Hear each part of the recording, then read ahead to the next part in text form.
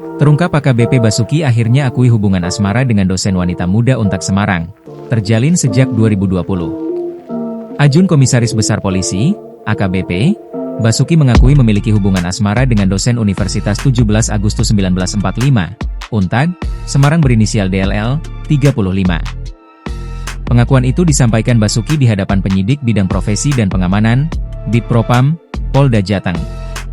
Iya, mereka ada hubungan itu, asmara, dan mereka tinggal satu rumah.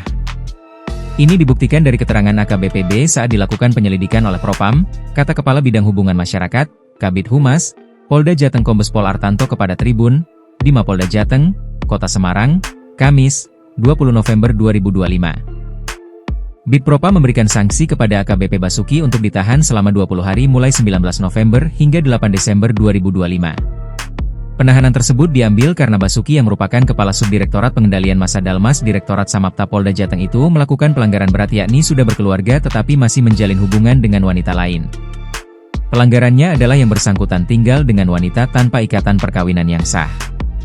Perbuatan AKBP ini adalah merupakan pelanggaran kode etik yang berat karena menyangkut masalah kesusilaan dan perilaku di masyarakat, imbuh Artanto. Hubungan itu, lanjut Artanto, sudah dijalani antara AKBP Basuki dengan korban sejak tahun 2020. Namun, keterangan itu baru sepihak dari Basuki. Untuk membuktikan keterangan itu, kami melakukan pemeriksaan kembali dan harus dilengkapi dengan bukti-bukti pendukung. Sehingga kronologis ini benar-benar betul dapat kita runtut pasalan maupun kronologis awal komunikasi maupun hubungan asmara ini, jelasnya.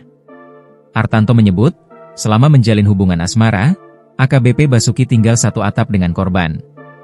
Ketika peristiwa korban meninggal dunia, perwira menengah itu berada satu kamar dengan korban. Ia tahu detik-detik kematian. Jadi AKBP ini adalah saksi kunci dari penyelidikan peristiwa pidana maupun kode etik ini, jelasnya.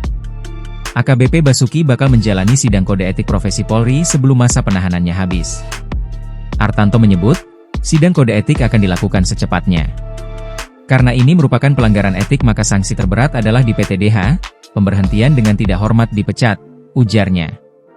Di sisi lain, Polda Jateng juga melakukan penyelidikan dugaan pidana kasus ini. Polisi masih mengidentifikasi alat bukti yang ada seperti handphone dan laptop korban. Selain itu, meminta keterangan saksi lain diantaranya petugas kos hotel, Kostel. Kami juga menunggu hasil autopsi korban nantinya akan kami gelar perkara untuk menentukan kasus ini ada unsur-unsur pidana atau tidak, ungkap Artanto. Download Tribun X sekarang, menghadirkan lokal menjadi Indonesia.